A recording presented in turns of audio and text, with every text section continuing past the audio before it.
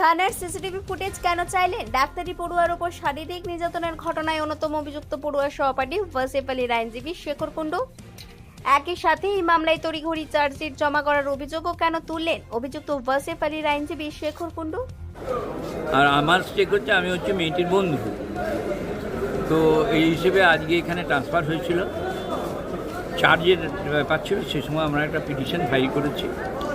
সেই একটা পিটিশনে আমরা বলেছি যে এই মামলাটা 90 বা 60 যবেই ও চার্জশিট দেওয়ার দিন থাক, বহু আগে যেহেতু এটাকে দিয়ে দিয়েছে 19 দিনই, তাহলে প্রসিকিউশন নিজেই এক্সপ্লোর করেনি বাকি যে দিনগুলো, ফলে সাপ্লিমেন্টারি চার্জশিটে ওকে যেন আর সময় না দেওয়া, ইনভেস্টিগেশন যেমন হয়ে আছে তেমনি যেন থাকে।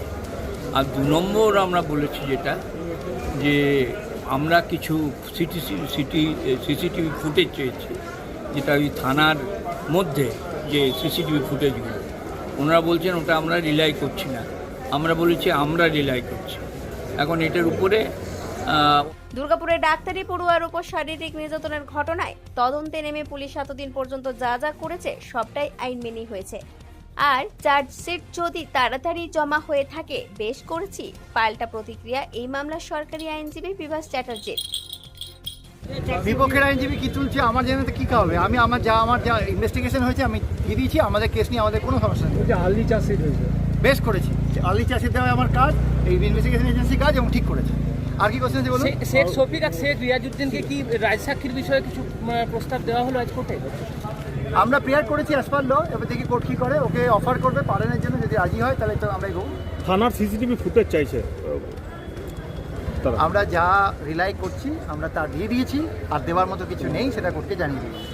কদিনে দেওয়া হয়েছে জেলে? আগামীকাল ডেট আছে। গত মাসের 10 তারিখ দুর্গাপুরে ডাক্তারি পড়ুয়ার ওপর শারীরিক নির্যাতনের ঘটনা ঘটেছিল। 11 তারিখ লিখিত অভিযোগ দায়ের হয়।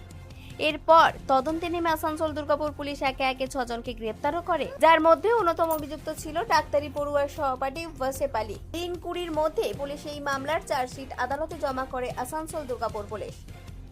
পুলিশি হেফাজতের পর জেলে হেফাজতে ছিল 6 অভিযুক্ত। সোমবার ফের দুর্গাপুর মহকুমা আদালতে 6 অভিযুক্ত তোলা হলে বিচারক একদিনের জেল হেফাজতের নির্দেশ দেন। দুর্গাপুর থেকে অনুরাধা সেনগুপ্তর রিপোর্ট, খাঁটি খবর।